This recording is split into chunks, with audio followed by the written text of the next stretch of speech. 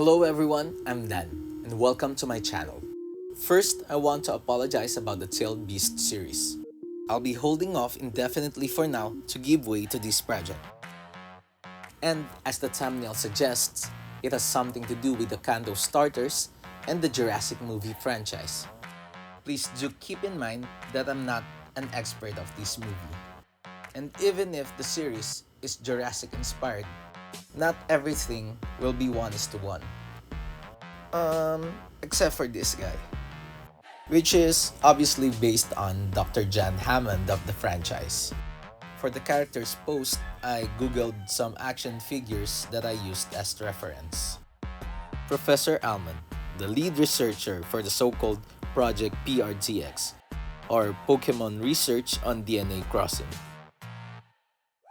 And much like the premise of the movie, ancient DNA will be extracted from fossilized remains of organisms trapped in amber.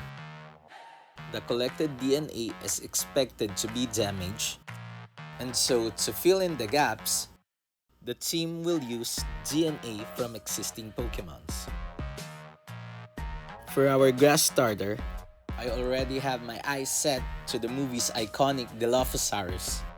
I imagined that if a Dilophosaurus Pokemon existed, the successor would be the Helioptile line.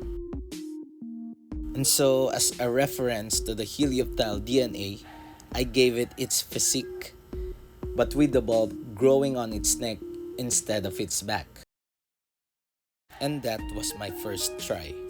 The result: the bulb looks awkward separating the head from the rest of the body. So for the second version, I just tried changing the pose. But when I showed it to the Reddit community, a lot of people thought of it as AI generated, which to me just means the design could still be improved. So my solution was to look up a Helioptile minifigure and use that as a new basis. So as you can see here, I changed a lot of proportions just to deviate from my first two designs. But there's still something wrong with the face.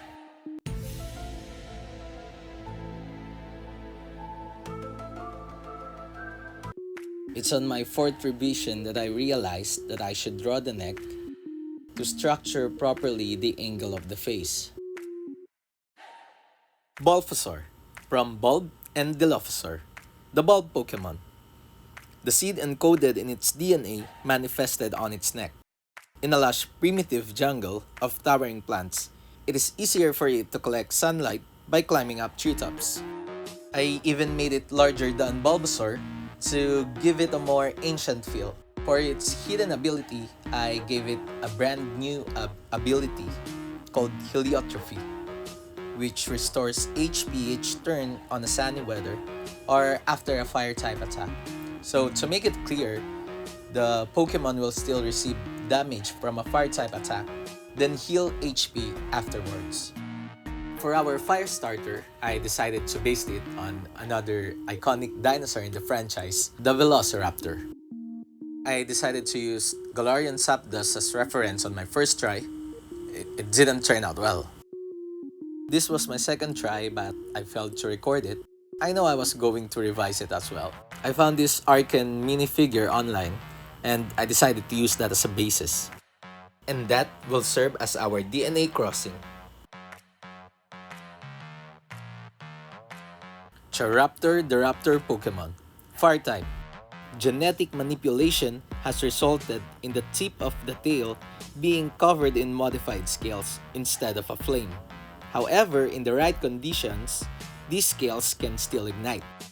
For its hidden ability, I also gave it a brand new ability called Pyrophore, which doubles speed if no weather and terrain is active when it enters battle. Now you might think that this ability might be overpowered, but given the settings of our made-up region, a lot of battles will take outside, where overworld weather and terrain is active, and less or almost none indoor battles. For our water starter, I decided to make Squirtle an Ankylosaurus. You will also notice here that I have only Squirtle as a reference, because unlike the other two, I already have an idea on my mind of how it is going to look.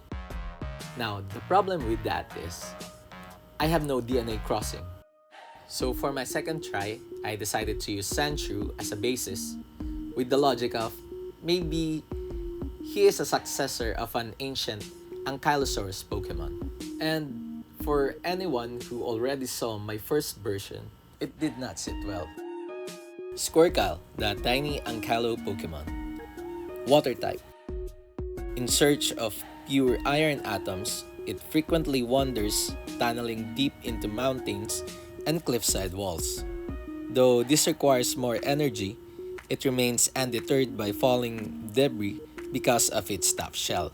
For its hidden ability, I gave it a brand new ability called Siderochrome. In rainy weather or while holding certain items, ignore opponent's abilities. Comment down below which starter will you pick. And to anyone who would think that this might be discontinued again, don't you worry, there will be a part 2. How so sure? I've already made the evolutions. And so I'm hoping you enjoyed and liked this video, that you would be looking forward for the next part. And so until then, bye!